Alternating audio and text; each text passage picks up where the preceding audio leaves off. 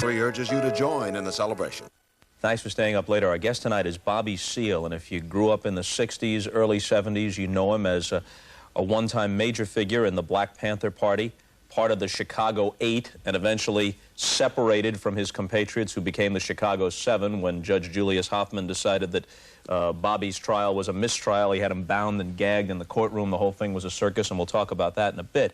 But to bring it into 1992 for a second, as our producers were talking to you in the last few days, one of the things that came up was your displeasure with the Public Enemy video aimed at the Martin Luther King holiday not being passed in Arizona. And I guess people are familiar with the video, but it shows people wearing berets, although they happen to be red, but the Panthers were associated with berets, offing politicians in Arizona who stood in the way of this holiday. And there's several ironies here, so why don't you pick it up? Well, the problem is that to propagate a singular point of view to the youth who do not realize what the Black Panther Party was really about. You know, we were accused historically of being violent or believing in violence, when in fact we believed in the right to self-defense, which we got from Malcolm X. To have a video with exploding atomic bombs and supposedly making references to offing politicians means to kill, to murder, etc. You know what I mean? And to have the black berets and etc. It is distorting that whole image and all the hard work of a lot of unsung heroes in the Black Panther Party. But what about another irony, which is supposedly it's on behalf of Martin Luther King Day, and Martin Luther King himself was explicitly non-violent. Well, I understand that Martin Luther King, first, I'm not a panacea per se for quote-unquote non-violence, in the sense that I do not give up my right to the right to self-defense, okay? I think that it's a bit extreme when dealing with Brother Martin Luther King. What problems did you have in the late 1960s with King? You, for example, were at his funeral. On the other hand, in Black Panther publications, he was referred to as a bootlicker.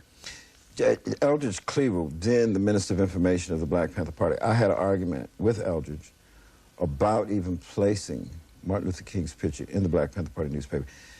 You know, you have a very pragmatic organization.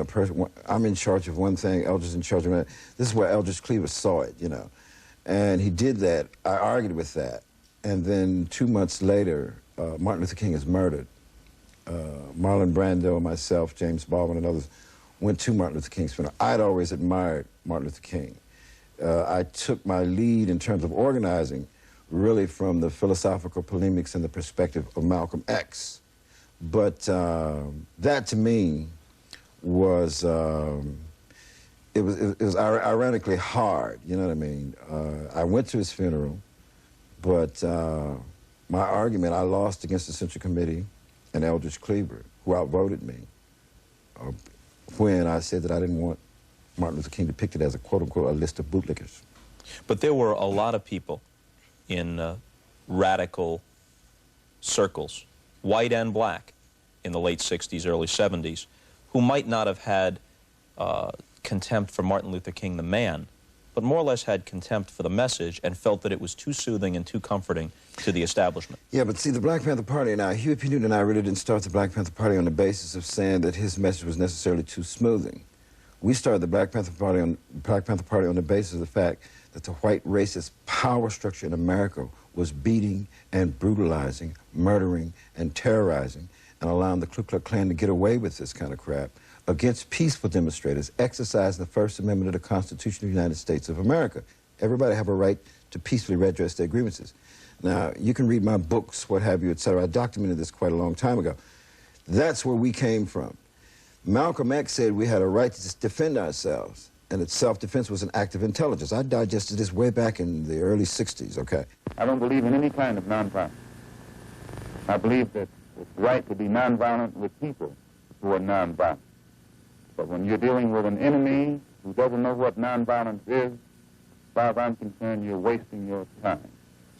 We grew out of the 60s. We were like a social, evolutionary accident, so to speak. You have to remember, I went to college as an engineering design major.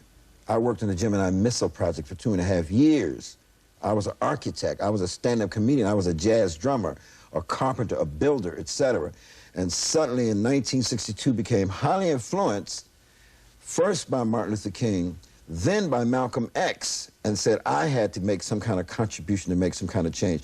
Once I got involved, and my ability to be a stand-up comedian and all this kind of stuff, it's just shifted over. The ability to rap and talk and speak, you know, extemporaneously, integrate the intellectual with the emotional, which Huey did not have the ability to do. Huey was more theoretical.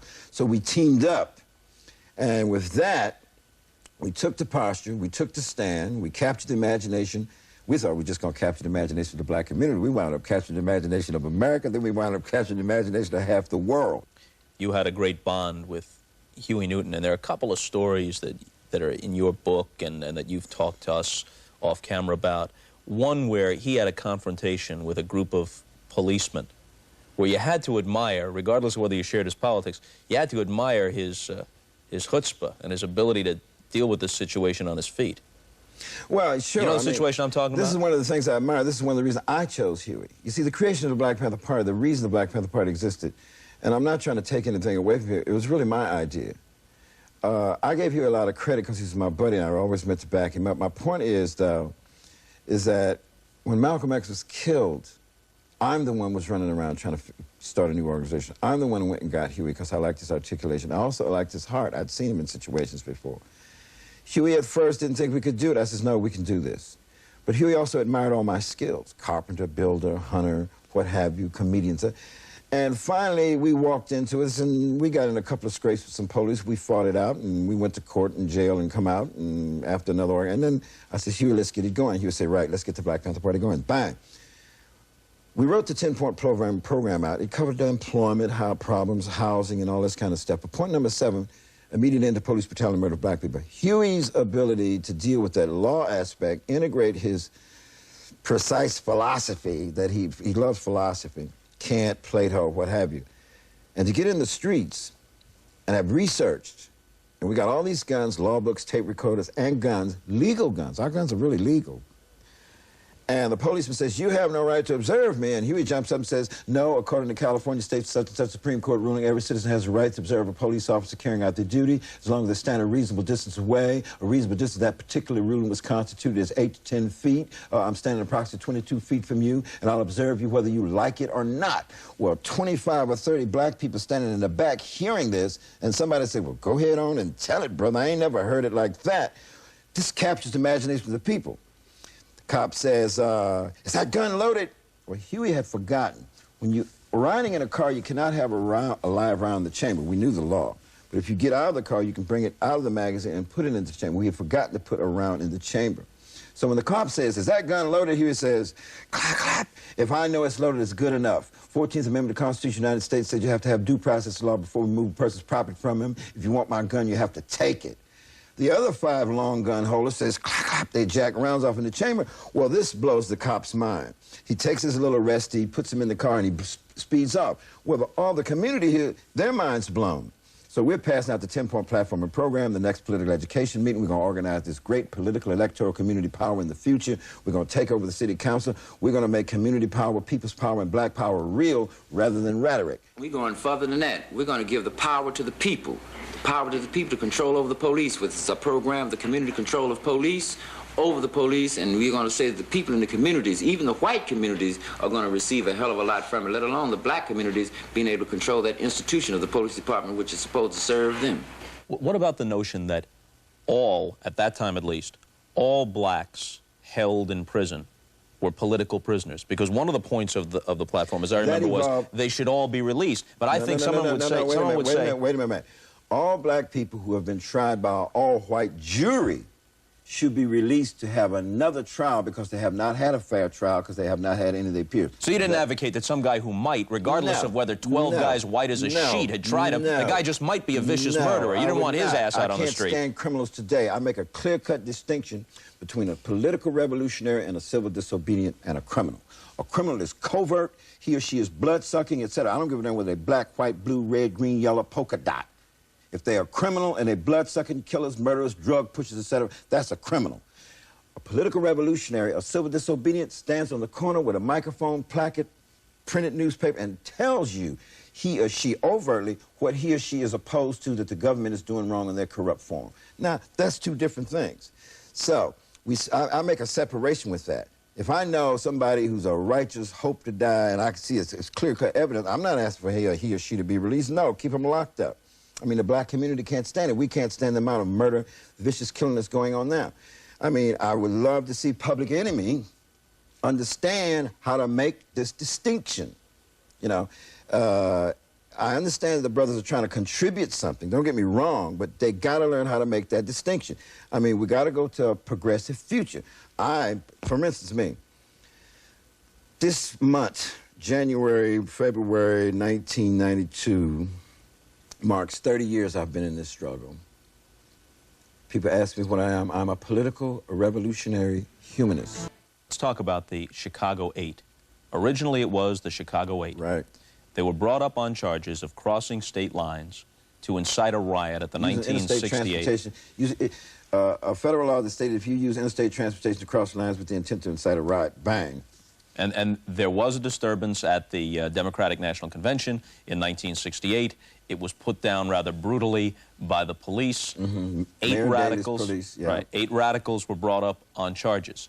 You were the most demonstrative in court. You were constantly referring to Judge Julius Hoffman as a racist, a fascist, a pig, a bigot. All right. Then he orders you bound and gagged. After 6.5 weeks. Yeah, you got tape across your mouth, you got a gag. Later they put this big... leg irons. Oh, yeah, everything.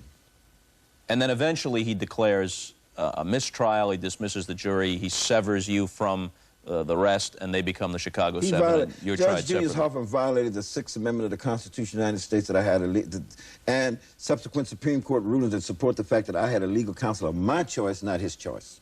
He tried to appoint one of the other lawyers. I said, no, I want my lawyer, Charles Gary. He was in the hospital with a surgical operation, gallbladder, with his side cut open. And they had William Kunstler, and I guess Hoffman said, no, you got Kunstler, and that's good enough. Now says, no. Charles Gary is the chief counsel of the Black Panther Party. He's defended me in other situations. He would defend me here, bang, or put the trial over and let the man get out of the hospital. He didn't want to do that. He wanted to railroad me. So when he violated the 6th Amendment of the Constitution of the United States, that's when he got into it with me. I want to argue the point about this so you can come to an understanding about the fact that I have a right to defend myself. Take that defendant into the room in there and deal with him as he should be dealt with. I still want to be represented. I still want to represent myself. I want to represent myself. I got a right. I got a right. I got a right. Didn't they sometimes lift the chair up and carry you out on the chair? One time, they made a mistake. We had this big black guy who was moonlighting from the sheriff's department, and another guy said, we got to carry him out. There was too many chairs, so they decided to just lift it up in the air. I'm trying to get this gag off, because I got my arm up. It's strapped to this arm, but I'm bending my head down, trying to get the gag off. I'm up in the air. I mean, really, I'm looking up. I'm on the same level that the judge is. The judge is on a high bench, you know. And finally, I say, I got this finger just here, and pull the gag down. They lost balance with the chair, with 2 rows of reporters, artists, in metal chairs. The chair with my back tumbles all the way to the ground, blam! And boy, and I already been hit in the testicles by a big Goliath, and in the chest, and in the mouth. I come cussing, I come out of that gag cussing, calling Judge Julius Hoffman everything I could. It was such a commotion. Why don't you come down here and watch this, Judge? Fascist dogs! You low-life son of a bitch! Somebody go protect him! Your Honor, may the record show that that comment was by Mr. Dillon. May the record show that Foreign's a Nazi! And that is Mr. Rubin speaking. Everything you say will be taken down. Your Honor, he's being choked to death! Cruel and unusual punishment! You're a fascist dog, Judge! You know, if you're gonna gag him, why don't you just kill him? How's that?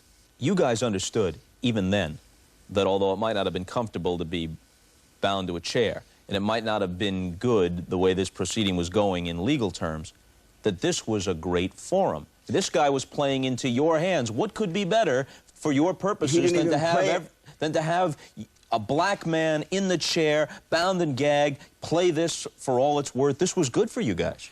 When I saw that his ankles were strapped in leg irons to his chair and his hands handcuffed to his side, I knew that we would unite in this country to stop this outrageous criminal Nixon stampede over elementary human rights. We will free Bobby Seale, and we will stop this trial. Well, me, the only thing I remember, when you change, you're a revolutionary and you change how you rattle your chains, act in the manner of a free man. Clang, clang, clang, clang, clang, clang. You want me to say something? I rattle my chain. Well, didn't you also, when they had you gagged, you would make muffled oinking sounds at him, right? Yeah. You could hear you oinking from behind the gag. I never really oinked from behind there. I really talked and stated where I had to state, you know. But I call him a pig, you know, a racist, fascist pig, sitting up here violating the Sixth Amendment of the Constitution of the United States of America, that kind of stuff. Meanwhile, Abby Hoffman, especially, the others, some of the others, not Dellinger, who was quiet and more studious, not so much Hayden, but Hoffman and Rubin were also very comedic. And they knew how to seize this forum, and they were firing off lines and ranking the judge out. They got me a birthday cake because my birthday occurred during the trial. The judge arrested the cake. I mean, these guys brought a big birthday cake for Bobby Seale, put it on the defense table before court convened. The judge comes in, sees this. I mean, everything happens. It was something else. You guys wind up acquitted. Won the trial, really.